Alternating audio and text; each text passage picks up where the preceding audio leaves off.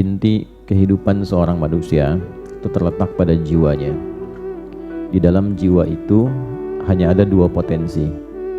Kalau bukan potensi kebaikan, maka lawannya yang menjadi tidak baik. Potensi kebaikan itu disebut takwa. Lawannya yang seringkali dimanfaatkan oleh setan itu disebut fujur namanya.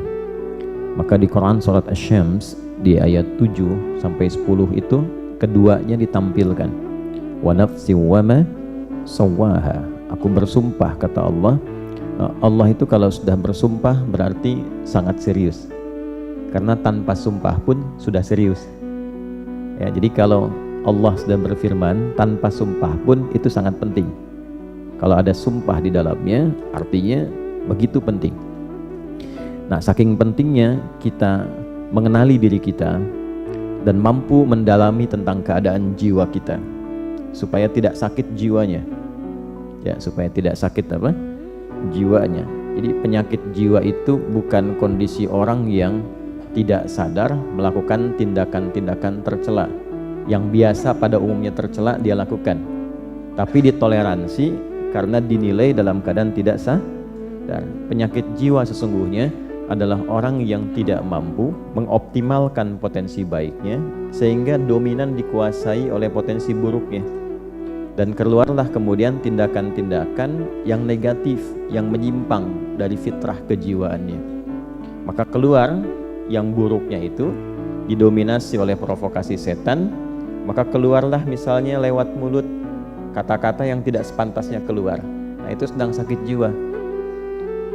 Ya. Keluar ke tangannya, melakukan tindakan yang tidak semestinya dilakukan. Ya, dia mencuri, dia korupsi, dia mencederai orang. Nah, itu sedang sakit apa? Nah, penampakan jiwanya sakit itu ada, kata para ulama, pada jawarihnya, pada anggota tubuhnya. Ya, karena cara kerjanya dari jiwa itu nanti akan ditembuskan kepada akal. Dari akal itu diteruskan ke seluruh bagian tubuh untuk bersikap. Oke? Nah, sikap yang kita kerjakan melalui anggota tubuh itu gambaran keadaan jiwanya.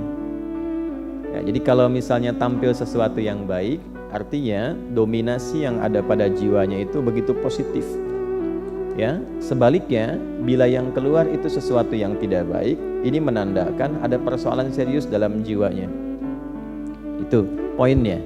Karena itulah kemudian Allah begitu banyak di dalam Al-Quran membimbing kita, dan bersyukurlah kita kepada Allah, satu-satunya kitab suci di muka bumi ini yang memberikan bimbingan langsung dan menerangkan secara detail tentang kondisi jiwa, cara bekerjanya seperti apa, cara mengeluarkan potensi baiknya bagaimana, cara mengevaluasinya seperti apa. Itu hanya Anda akan temukan dalam Al-Quran.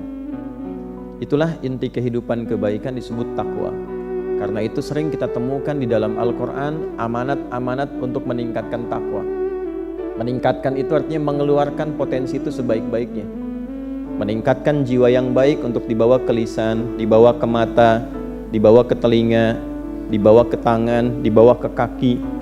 Nah, untuk mengeluarkan potensi takwa itu kan butuh cara kan? Sama dengan kita mengeluarkan potensi ilmu harus belajar kan? Caranya belajar dengan membaca, menganalisis, memahami, dari mulai pendidikan anak usia dini, kelompok bermain KB, TKA, TKB, habis itu S semua kan?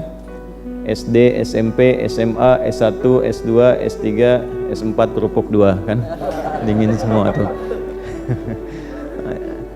Itu adalah cara. Nah, cara itu dalam bahasa Arab kalau dia luas, besar, itu disebut dengan syariat. Dari kata syari' artinya jalan. Bagaimana cara Bapak Ibu datang ke Masjid An-Nur ini? Melewati jalan. Nah, jalanan luas itu disebut syari' namanya. Kalau jalannya itu kecil, kadang berliku, itu thoriq namanya. Jelas ya? Nah, syari' jalan yang luas. Anda kesini caranya melalui jalan itu. Kita belajar pengetahuan melalui jalan menuntut ilmu. Nah, sama cara kita meningkatkan takwa, mengeluarkan butuh cara. Nah, cara kalau dikumpulkan dalam bentuk ajaran disebutnya syariat namanya. Maka kita temukan di dalam istilah Islam itu ada syariat. Syariat Islam, syariat itu cara kita meningkatkan takwa supaya takwa itu keluar membuat diri kita semakin lebih baik. Jadi orang itu kalau sudah berislam, mengerjakan syariat pasti jadi baik. Tidak ada orang Islam yang tidak baik, kecuali yang mengatakan dirinya muslim tapi tidak mengerjakan jalannya, sehingga tidak mampu berislam dengan cara yang baik. Bapak Ibu boleh cek. Saya kan sering katakan di berbagai kesempatan, kenapa Islam itu ketika dituntun oleh Nabi Muhammad SAW dan dipraktekkan, dituntun dan dipertontonkan di kalangan masyarakat, dipilihkannya oleh Allah di tingkat kriminal yang tertinggi pada masa itu, sehingga disebut jahiliyah. Kenapa tidak di tempat orang-orang yang mungkin sebagiannya ada yang baik gitu, tapi dipilihkan yang memang tingkat kriminalnya paling tinggi untuk menunjukkan betapa istimewanya Islam itu. Bisa merubah orang yang tingkat kriminal tertinggi, titik nadir bahasa kerennya itu, yang paling buruk, tiba-tiba bisa berubah, bertransformasi bahasa kininya, menjadi pribadi terbaik yang kebaikannya melintasi zaman. Dikenal sampai sekarang. Padahal belum pernah ketemu. Gitu kan? Pernah ketemu Umar nggak?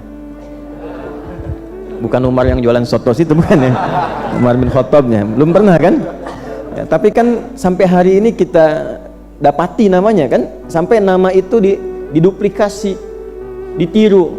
Pengen punya nama anak ya, namanya Abu Bakar, pengen punya nama anak Umar.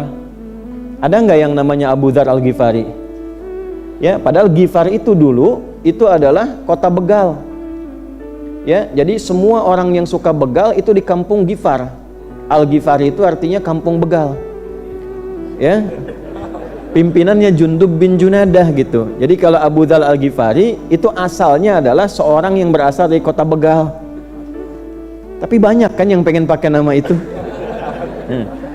Karena setelah masuk Islam, tiba-tiba beliau berubah jadi orang baik yang kebaikannya luar biasa dan merubah kampungnya dari kampung begal menjadi kampung terbaik di masanya, dan itu viral sehingga bangga dengan nama daerahnya.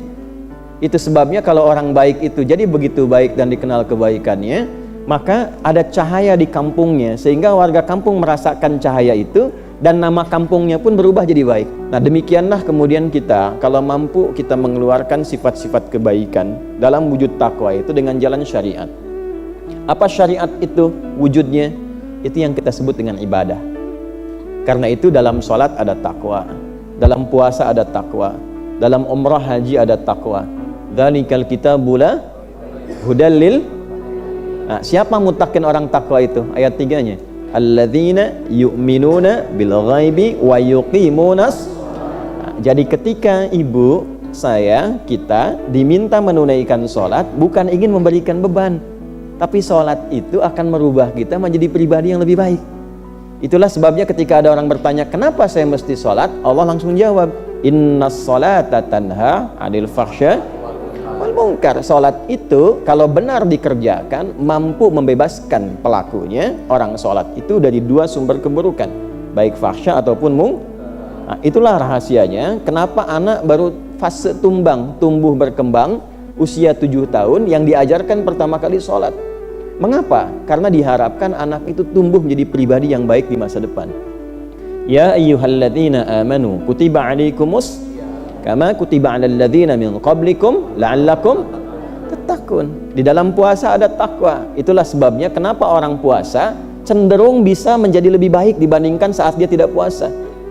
Dan ternyata di antara hikmah puasa itu mampu menekan seseorang dari perbuatan maksiat, bahkan sifat buruk yang pernah dia kerjakan. Nah, ini kenapa setiap Jumat kita tiap pekan khatib mengingatkan yuk tingkatkan takwa. Maksudnya apa?